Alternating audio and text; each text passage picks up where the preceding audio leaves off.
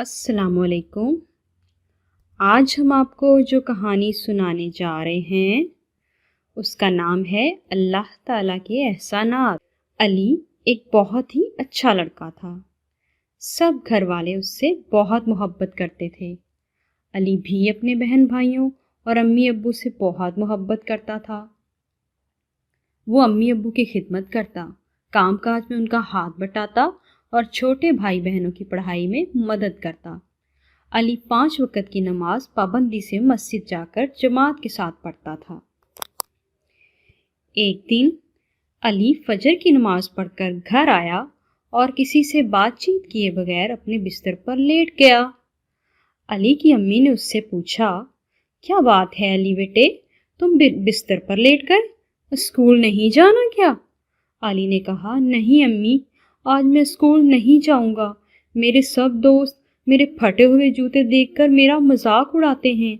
آپ ابو سے کہیں وہ میرے لیے نئے جوتے بازار سے لے کر آئیں۔ علی کے ابو غریب آدمی تھے۔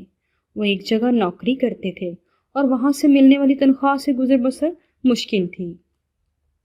علی کی زبان سے اس قسم کی بات سن کر وہ پریشان ہو گئے۔ انہوں نے علی کی امی سے کہا کہ 2 رکعت نفل صلاۃ الحاجت پڑھے اور اللہ سے مانگے کہ یا تو اللہ اس کے جوتوں کا انتظام کر دے یا علی کو صحیح سمجھ دے دے کہ وہ اپنا گزارا انہی پرانے جوتوں پر کرے۔ علی کی امی اور ابو نے صلاۃ الحاجت پڑھی اور اللہ سے دعا کی۔ علی ظہر کی نماز کے وقت نیند سے اٹھا اور کسی سے بات کیے بغیر وضو کر کے مسجد کی طرف چلا گیا۔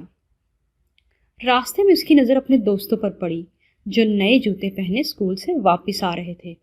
علی ان سے منہ چھپا کر آگے بڑھ گیا کہ کہیں وہ اس کا مذاق نہ اڑائیں۔ اچانک علی کی نظر ایک لڑکے پر پڑی جو بیساکھیوں کے سہارے مسجد کی طرف جا رہا تھا۔ اس کے دونوں پاؤں نہیں تھے۔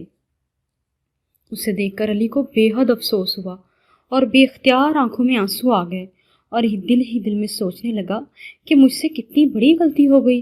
اللہ نے مجھ پر اتنے احسانات انعامات کیے کہ مجھے تندرست بنایا، دونوں پاؤں عطا فرمائے، بغیر بیساکھیوں کے میں چل سکتا ہوں، لیکن میں پھر بھی اللہ کی ناشکری کرتا ہوں۔ علی اپنی حرکت پر بہت نادم ہوا اور اس نے نماز پڑھ کر اللہ سے توبہ کی اور گھر آ کر امی ابو سے بھی معافی مانگی اور انہیں سارا واقعہ سنایا کہ کس طرح اللہ نے اس کو صحیح راستہ دکھایا۔ کھانا کھا کر علی گھر سے باہر جانے لگا۔ علی کی امی نے پوچھا، بیٹا کہاں جا رہے ہو؟ علی نے مسکراتے ہوئے جواب دیا، اپنے پرانے جوتوں کو نیا کرنے۔ علی کی امی یہ دیکھ کر خوش ہو گئیں کہ علی اپنے پرانے جوتوں کو پالش کر کے چمکا رہا تھا اور اللہ تعالیٰ نے جس حال میں رکھا اسی حال میں خوش تھا اور پرانے جوتوں میں اللہ کا شکر ادا کر رہا تھا اور کہہ رہا تھا، الحمدللہ علی کل حال، ہر حال میں اللہ کا شکر ہے۔